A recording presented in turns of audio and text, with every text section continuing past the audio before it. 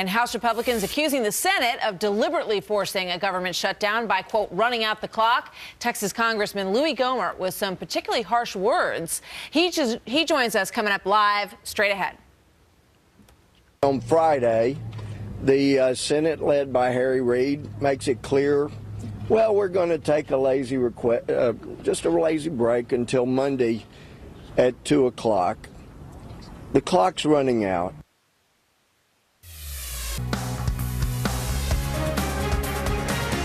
The fact that the senators aren't here and Harry Reid is off somewhere is all the evidence you need to know that they want to shut down the government. I feel like, oh brother, where art thou? Only it's so Senate, where art thou? They were too preoccupied to work yesterday. They're too busy to come back today.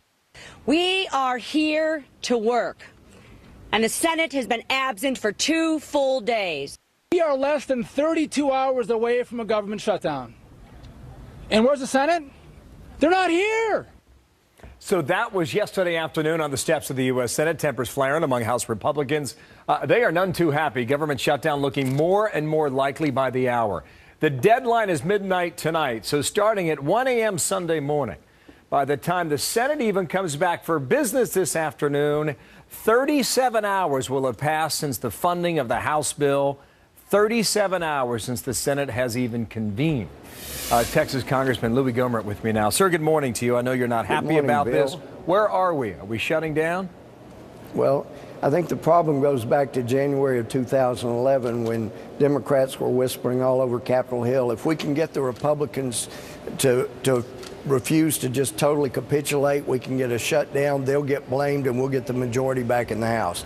That has been the conventional wisdom on Capitol Hill since the majority in the House was lost in November 2010. So they have been pushing that. If you go back to spring of 2011, we were trying to get some reforms, very minimal reforms, and we got to midnight on a Friday, and we caved completely just so that the press wouldn't say Republicans shut it down. But the bottom line here is we made one offer. They refused to even negotiate. We are bidding against ourselves. And look, at least, for heaven's sake, you've given big business a 1-year extension.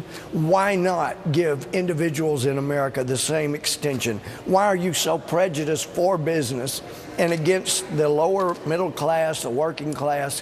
Why not help all Americans? And I think we saw the answer. They didn't want to be here this weekend because they want to push this to a shutdown, thinking they win politically. But okay, let me ask you a couple specific questions. You said last time you caved in, meaning Republicans. Does that suggest this time you are not caving in? You are not giving in, which means the government shuts down? Bill, we've heard from so many of our constituents across the country that have already lost insurance, had it go up more than they can afford, lost their doctors, all those broken promises. And then they see the president willing to negotiate with Russians, willing to negotiate with Iranians, but refusing to negotiate with other Americans. I hope that Americans are going to get the picture pretty clearly here. What is the strongest hand that you believe you hold now? When you stand up for truth and stand up for what's right and the individual American across the country, I think eventually, no matter how much the lamestream fights it, eventually the truth comes out, and that's what we're counting on. Well, you mentioned the delays. I know you're pushing for a delay for the individual mandate. You say, look at all the waivers and all the delays that have gone to businesses, subsidies for unions, subsidies for members of Congress and their staffs. And that you believe it's only right to delay all this law for an additional year. Can you win at this late point to do that? Well, I think we shouldn't get anything more than any American person has. In fact, we're the servants. We're not the masters. We're the servants. And that needs to be fixed with regard to the subsidy. But I think the best thing to do is put it on hold for a year. And let me also point out, you've heard me criticize our speaker plenty of times. 2.5 years ago, I began really pushing if there's ever a shutdown, the military in harm's way should never have to worry about getting their check.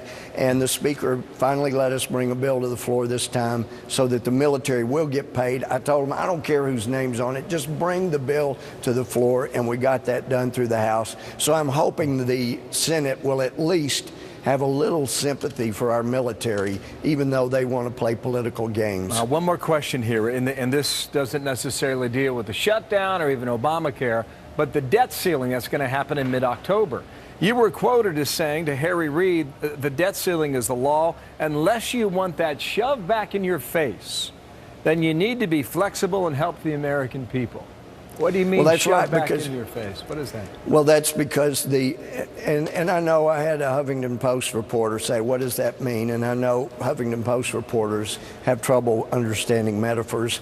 But the fact is, the President and Harry Reid have talked about how Obamacare is the law. There's nothing to be done. It's the law. Get over it. It's the law. And so I'm going, well, okay, if you're saying Obamacare is the law, well, the debt ceiling is the law. You need to get over that, too. So we're going to bring that right back to them. I'm speaking metaphorically, shoving it right back in their face. Look, this is the law, too. The deficit ceiling is what it is. So unless you want that brought back in your face, then you need to be more flexible on Obamacare as well. Understood. Well, I have one more quick question for you, sir.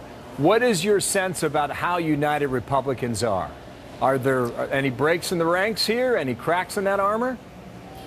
Well, I think when you've seen on the floor the entire Republican Party vote together in the House, that's pretty encouraging. Well, there are always disagreements. There are disagreements in my family.